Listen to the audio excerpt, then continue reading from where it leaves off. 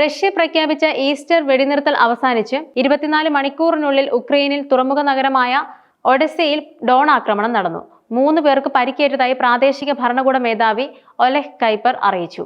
പ്രദേശത്തെ പാർപ്പിട സമുച്ചയം, അടിസ്ഥാന സൗകര്യങ്ങൾ, വിദ്യാഭ്യാസ സ്ഥാപനം എന്നിവയ്ക്ക് കേടുപാടുകൾ സംഭവിച്ചതായും കൈപ്പർ ഇതിനോടകം പറഞ്ഞു. അമേരിക്കൻ, യൂറോപ്യൻ, ഉക്രൈനിയൻ ഉദ്യോഗസ്ഥർ ലണ്ടനിലെ ഉന്നതതല ചർച്ചകൾക്ക് ഒരുങ്ങുന്നതിന് ഒരു ദിവസം മുമ്പ് സാധ്യമായ സമാധാന കരാറിന്റെ ഭാഗമായി ഉക്രൈൻ റഷ്യയ്ക്ക് പ്രദേശം വിട്ടുകൊടുക്കുമെന്ന ആശയത്തെ പ്രസിഡന്റ് വ്ളാഡിമിർ സെലൻസ്കി ചൊവ്വാഴ്ച തള്ളിക്കളഞ്ഞിരുന്നു.